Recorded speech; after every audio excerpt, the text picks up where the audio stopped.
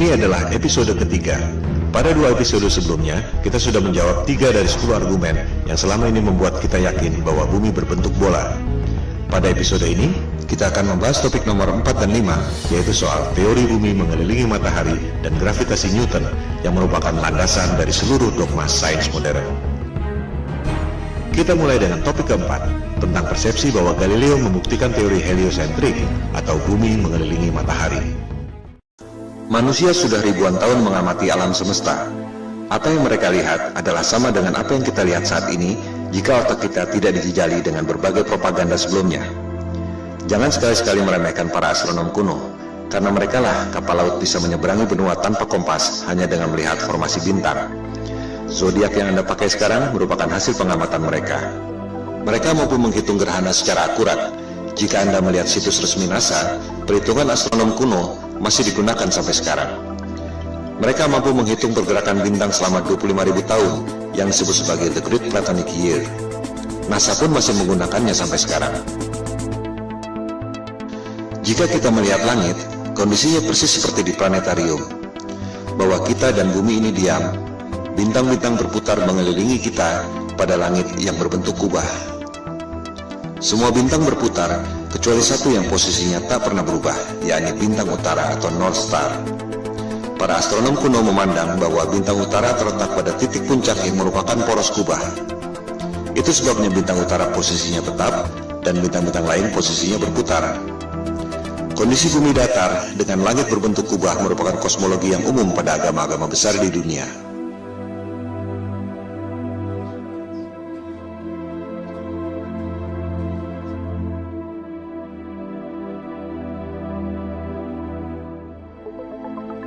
Yang tak banyak diketahui orang adalah peta standar dunia sebelum berdirinya NASA tahun 1958 adalah peta bumi datar. Silakan Anda buka situs Boston Public Library. Anda akan menemukan peta seperti ini. Judulnya, Peta Standar Dunia yang Baru. Ciri-ciri peta bumi datar ialah pusat lingkaran adalah kutub utara. Oleh sebab itulah jarum kompas selalu menunjuk arah utara, yaitu ke pusat lingkaran bumi. Posisinya persis di bawah bintang utara tempat semua bintang berputar, seperti yang telah dijelaskan tadi. Pulau-pulau dan benua-benua tersebar mengelilingi pusat lingkaran, yakni kutub utara. Sehingga, jika kita terbang dari barat ke timur, akan kembali ke tempat semula di barat, sesuai arah jarum kompas yang selalu menunjuk ke arah utara, yakni pusat lingkaran bumi. Bagian terluar adalah Antartika, tembok es yang mengelilingi bumi. Jika peta itu di zoom, tulisannya adalah lingkaran Antartika. Tak ada kutub selatan pada peta bumi datar. Antartika bukan benua, melainkan tembok es yang mengelilingi bumi. Boston Public Library itu masih menyimpan arsip peta-peta bumi datar yang merupakan peta standar dunia sebelum NASA didirikan tahun 1958. Antartika bukan benua. Jika di zoom, tulisannya Impassable Ice atau tembok es yang tak dapat dilewati. Kita akan membahas soal tembok es Antartika ini pada episode berikutnya. Juga akan dibahas bagaimana USGS, United States of Geological Survey, lembaga paling kredibel di bidang geologi dan ilmu bumi, membuat peta bumi bola berdasarkan peta bumi datar. Anda bisa cek sendiri di situs USGS. Pembuatan peta bumi datar menjadi bumi bola disebut azimuthal equidistant dengan menggunakan rumus matematika yang dibuat oleh Al-Biruni, cendekiawan Muslim 1000 tahun lalu. USGS menerangkan bahwa peta bumi datar merupakan dasar yang akurat untuk membuat peta atlas nasional Amerika Serikat untuk mengukur jarak penerbangan dan menentukan arah antena. Bahkan, disebut pula bahwa peta bumi datar merupakan dasar pembuatan logo PBB tahun 1945. Inilah realitas peta dunia sebelum dibentuknya NASA tahun 1958. Silakan Anda perhatikan logo PBB. Kutub utara adanya di tengah lingkaran. Benua-benua mengelilingi pusat lingkaran. Tak ada kutub selatan alias Antartika di logo PBB. Yang ada ialah tembok es yang mengelilingi bumi datar. Anda pun bisa cek sendiri video resmi yang diterbitkan oleh Gedung Putih Amerika Serikat. Terlihat di situ ruang rahasia Presiden Kennedy yang menjabat sampai tahun 1963 menggunakan peta bumi datar di ruang kerja rahasianya. Kita akan membahas hal ini pada episode 4 setelah episode 3 ini. Kembali pada kosmologi bumi datar. Teori bumi pusat alam semesta ini disebut geosentrik, menjadi bagian dari sains sejak dipaparkan oleh ilmuwan Yunani kuno Ptolemy Ia menghitung dengan rumus matematika secara cermat tentang pergerakan benda-benda langit mengelilingi bumi. Perhitungan Ptolemei sangat akurat, sampai sekarang masih sering dibuatkan model komputernya. Hasil pergerakan planet-planet mengelilingi bumi menghasilkan pola yang disebut geometri suci atau sacred geometry, the golden ratio.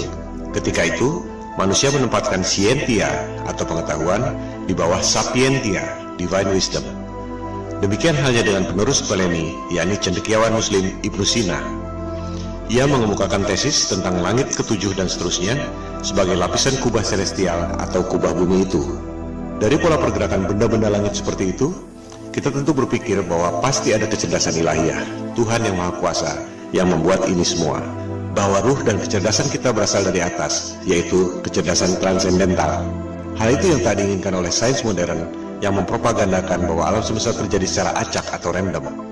Kecelakaan kosmik dalam galaksi mati yang tak bertuhan, di mana kecerdasan Anda berasal dari bawah, yaitu evolusi dari submolekul. Teori bumi mengelilingi matahari juga sudah ada sejak 2500 tahun lalu. Teori ini dikemukakan oleh penyembah dewa matahari, Martianus Capella. Sains barat menganggap teori bumi mengelilingi matahari dikemukakan oleh Copernicus, dilanjutkan oleh Galileo. Padahal Copernicus dalam bukunya mengatakan bahwa ia sangat dipengaruhi oleh Martianus Capella, tokoh pagan alias musyrik penyembah dewa matahari yang hidup 2000 tahun sebelumnya. Kebanyakan orang berpikir bahwa Galileo membuktikan teori bumi mengelilingi matahari. Seolah Galileo dihukum oleh otoritas agama karena mengatakan kebenaran, bahwa agama adalah korup, saintis adalah pahlawan. Padahal yang terjadi justru sebaliknya. Silakan Anda cek buku The Genesis of Science yang sudah dirangkum pada Wikipedia. Otoritas agama memberi kesempatan pada Galileo untuk membuktikan teorinya. Justru Galileo yang gagal membuktikannya. Pembuktian saintifik yang gagal dilakukan oleh Galileo ini disebut stellar parallax, yang masih dilakukan orang sampai sekarang. Sederhananya seperti ini. Jika Anda berdiri di posisi A, melihat pucuk pohon C, akan terlihat bahwa pucuk pohon C itu seolah berada di depan tebing X.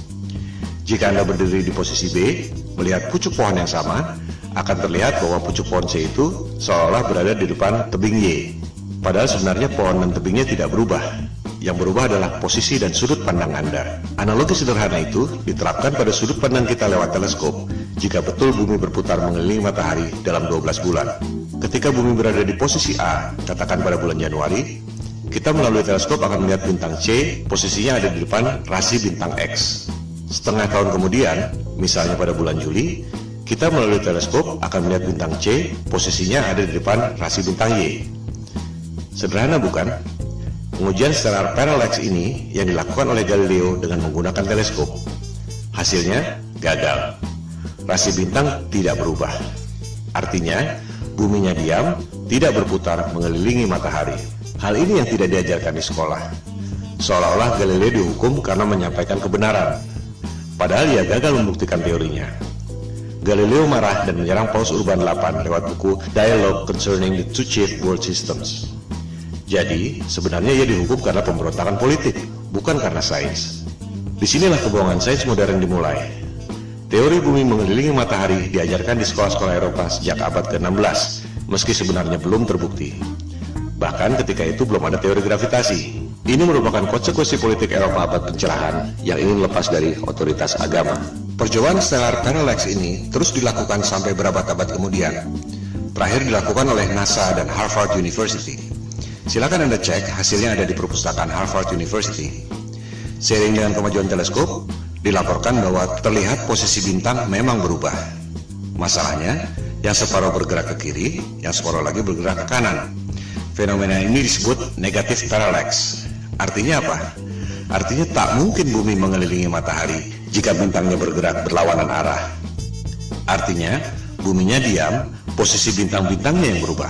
Separuh ke kiri, separuh ke kanan. Ini hanya mungkin terjadi jika kubah celestialnya, alias langitnya, ada berlapis, seperti yang dikemukakan oleh Ibnu Sina tadi. Kesimpulannya, persepsi bahwa Galileo membuktikan teori bumi mengelilingi matahari adalah salah besar. Pertama, Galileo gagal membuktikan teorinya, di mana rasi bintang atau stellar parallax tidak berubah. Kedua, sampai zaman modern pun, NASA dan Harvard University tak berhasil membuktikan stellar parallax. Yang ada justru negatif parallax, separuh rasi ke kiri, separuh rasi ke kanan. Dengan demikian, terbukti bahwa teori bumi mengelilingi matahari yang dikemukakan oleh Copernicus dan Galileo yang diajarkan di sekolah-sekolah seluruh dunia dan merupakan indoktrinasi ke otak kita semua adalah kebohongan sains modern.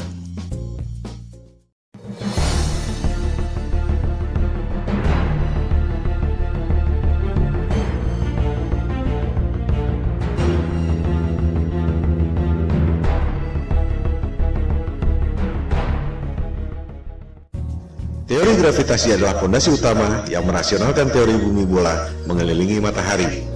Kita tidak jatuh meski posisi kepala kita di bawah dan kaki kita di atas karena gravitasi. Kita tidak terlempar meski bumi berputar mengelilingi matahari karena ada gravitasi. Tapi, bisakah Anda menjawab mengapa air laut bisa nempel seperti kena power glue sementara balon gas bisa terbang? Bisakah Anda menjawab apa yang membuat matahari punya gravitasi sehingga mampu menarik planet-planet mengelilinginya? Kalau Anda bisa menjawab, silakan ajukan ke Komite Nobel. Sebab Einstein pun sudah berusaha menjawabnya dengan teori relativitas dan ia tak dapat hadiah Nobel untuk itu. Kebanyakan orang tak menyadari bahwa gravitasi Newton dan juga relativitas Einstein adalah teori, bukan fakta. Mari kita buktikan. Newton mengemukakan teori gravitasi tahun 1678 untuk merasionalkan teori bumi mengelilingi matahari yang terakhir dikemukakan oleh Galileo tahun 1615. Ketika itu, orang baru tahu ada medan magnet bumi lewat buku yang ditulis oleh William Gilbert berjudul The Magnet. Yang dimaksud The Magnet di sini adalah medan magnet bumi yang membuat jarum kompas selalu menunjuk ke arah utara. Gilbert mengatakan bahwa bumi ini seperti medan magnet raksasa. Lewat legenda apel jatuh ke kepala Newton, ia berasumsi dan berteori bahwa benda jatuh karena gaya tarik bumi. Persis seperti medan magnet membuat jarum kompas menunjuk arah utara. Padahal, jika kita ganti jarum kompas dengan kayu, maka medan magnet bumi tak dapat menariknya. Dari situ, untuk mendukung teori bumi mengelilingi matahari, Newton berasumsi dan berteori bahwa planet-planet mengelilingi matahari karena gravitasi. Ia pun membuat rumus gravitasi yang terkenal itu. Rumusnya memang benar, menghitung massa dua buah benda, jarak, dan gayanya. Tapi itu tidak membuktikan bahwa bumi punya gaya tarik. Silakan Anda cek, Newton tak dapat membuktikan mengapa apel jatuh ke kepalanya secara vertikal, tapi bumi terkena gravitasi matahari, berputar keliling-keliling, tak ada habisnya. Sebuah fenomena bisa dijelaskan lewat penjelasan saintifik yang berbeda. Mari kita ambil beberapa contoh. 1. Fenomena elektron berputar mengelilingi inti atom. Apa penyebabnya? Newton akan menjawab gravitasi, persis seperti bumi mengelilingi matahari. Betul? Jelas salah. Niels Bohr, ilmuwan penemu kuantum leap dalam atom, mengatakan bahwa itu disebabkan oleh elektromagnetik, bukan gravitasi. Tak ada gravitasi pada atom. Rumus gravitasi Newton sama sekali tak bisa diterapkan untuk menghitung pergerakan atom. Di sini letak inti masalahnya. Ketika Newton hidup, ia tak tahu ada elektromagnetik. Oleh sebab itu ia berasumsi bahwa planet mengelilingi matahari karena gravitasi. Contoh kedua, fenomena matahari dan bulan berjalan pada porosnya. Apa penyebabnya? Newton akan menjawab gravitasi. Memang itu tujuan ia mengemukakan teori gravitasi. Nikola Tesla akan menjawab elektromagnetik. Persis seperti elektron berputar mengelilingi inti atom, suatu hal yang belum diketahui Newton selama hidupnya. Tesla dapat menciptakan semua temuan-temuan yang dahsyat itu yang telah dipaparkan pada episode sebelumnya karena menganggap bumi ini bukan planet yang mengelilingi matahari. Bumi adalah pusat alam semesta yang memiliki energi dahsyat, termasuk menggerakkan matahari, bulan, dan bintang-bintang pada kubah celestial. Ia pun mengatakan matahari dan bulan digerakkan secara wireless oleh medan elektromagnetik yang ada di ether. Lebih jauh lagi, ia mengatakan bahwa kubah bumi atau kubah celestial itu terangkat karena medan elektromagnetik. The only force you need to counter is the electromagnetic force, not gravity. Kata-katanya adalah the only force. Bahasa terangnya, gravitasi adalah ilusi. Tesla pun mengatakan bahwa bintang-bintang menempel pada kubah celestial atau the firmament, bahasa Alkitab Taurat, terjemahan King James. Contoh kasus ketiga, fenomena besi tenggelam dan gabus terapung di air. Apa penyebabnya? Newton akan menjawab gravitasi. Besi tenggelam karena ditarik oleh gaya tarik bumi. Archimedes akan menjawab berat jenis. Besi tenggelam karena berat jenisnya lebih besar dari berat jenis mediumnya, yaitu air. Gabus terapung karena berat jenisnya lebih kecil dari berat jenis mediumnya, yaitu air. Kita lihat, sebuah fenomena bisa dijelaskan dengan paradigma sains yang berbeda. Contoh kasus keempat, fenomena balon helium terbang di udara. Newton dengan paradigma gravitasinya mungkin terpaksa menjawab anti-gravity. Archimedes akan menjawab dengan hal yang sama, berat jenis. Balon helium terbang karena berat jenisnya lebih kecil dari berat jenis mediumnya, yaitu udara. As simple as that. Coba kita simak baik-baik foto ini. Air laut bisa nempel tanpa ada setetes pun yang tumpah. Sementara, kalau kita goyangkan gelas ke atas, air pasti muncrat ke atas sebelum jatuh ke bawah. Padahal, tenaga kita tidak sebesar tenaga samudra. Karena sudah diindoktrinasi sejak kecil dan menganggap bumi bola adalah fakta, kebanyakan orang akan mengatakan bahwa air laut tidak tumpah dan kita tidak merasa bahwa kaki kita ada di atas karena ada atmosfer yang terkena gravitasi. Contohnya adalah gambar ini. Betul? Salah. Itu adalah gambar imajiner tentang medan magnet bumi. Banyak orang mengira gravitasi adalah medan magnet bumi, padahal bukan. Seperti dilihat pada gambar itu, ada jarum kompasnya. Artinya, itu adalah medan magnet bumi yang membuat kompas menunjuk arah utara, bukan gravitasi yang mampu menarik orang ataupun gajah.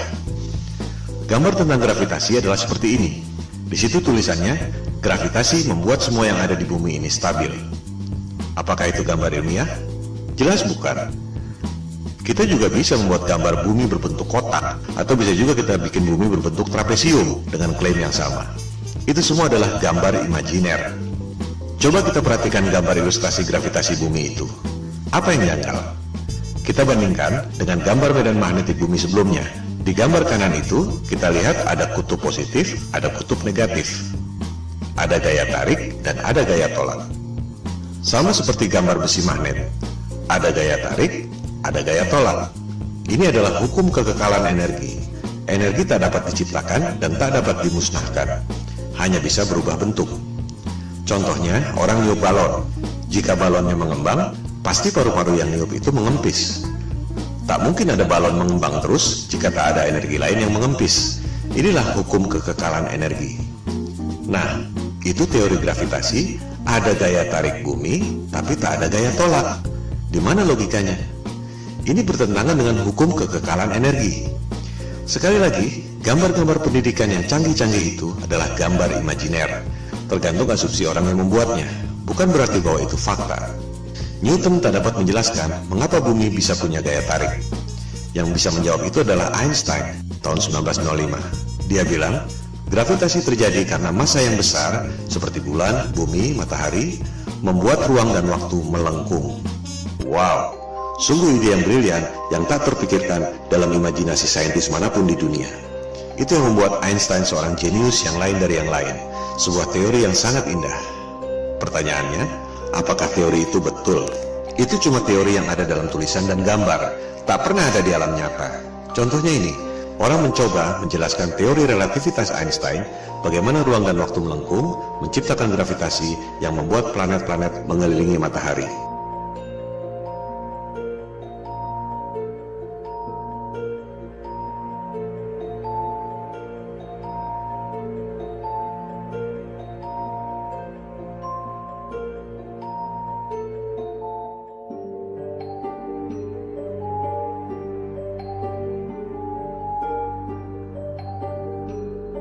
Kita lihat, tetap saja bola-bola yang kecil itu jatuh kan?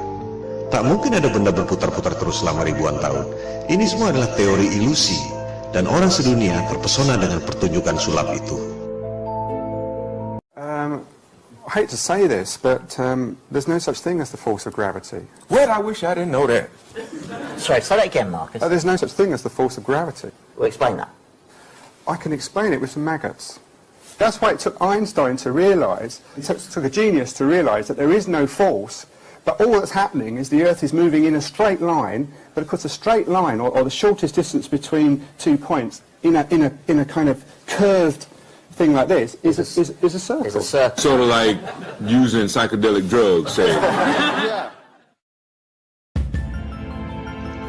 Gravitasi adalah ilusi, yang nyata adalah elektromagnetik dan berat jenis. Mari kita buktikan.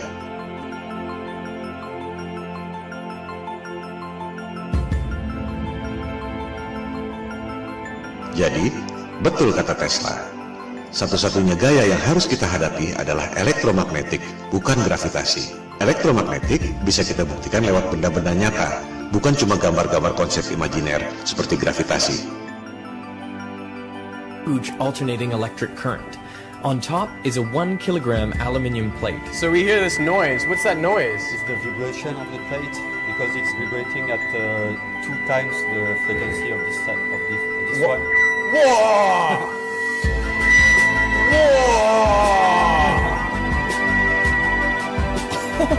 How does it do that? To find out, I've come to the place where it all started, the Royal Institution in London. Ini semua bermula dari abad pencerahan Eropa, di mana kelompok Freemason atau penyembah iblis yang kebanyakan adalah para intelektual, raja-raja, bangsawan, dan aristokrat ingin menggantikan peran agama dan ketuhanan untuk menguasai umat manusia di dunia. Mereka tidak melakukannya dengan tentara seperti Genghis Khan atau Alexander yang Agung. Kaum Freemason melakukannya lewat intelektual, propaganda, dan mind control. Bermula dari teori bumi mengelilingi matahari. Supaya kelihatan masuk akal, dibuatlah teori gravitasi. Padahal benda jatuh ke bumi karena berat jenis, dan benda bisa berputar-putar dalam orbit karena elektromagnetik. Untuk membuktikan bahwa gravitasi itu nyata, Einstein membuat teori relativitas. Ruang dan waktu melengkung dan membuat gravitasi. Padahal, kalau konsep itu dibuktikan lewat benda, terbukti bahwa benda-benda yang kecil-kecil itu pasti jatuh juga ke benda yang besar. Supaya kelihatan rasional, dibuatlah asumsi baru. Ada kekuatan maha dahsyat yang membuat benda itu berputar-putar, yaitu Big Bang. Apakah Big Bang itu fakta? Jelas bukan. Itu adalah teori. Bahkan di kalangan mereka sendiri pun, Einstein misalnya, tak percaya dengan Big Bang. Ia berpikir bahwa alam semesta ini steady state, tak ada awal, tak ada akhir.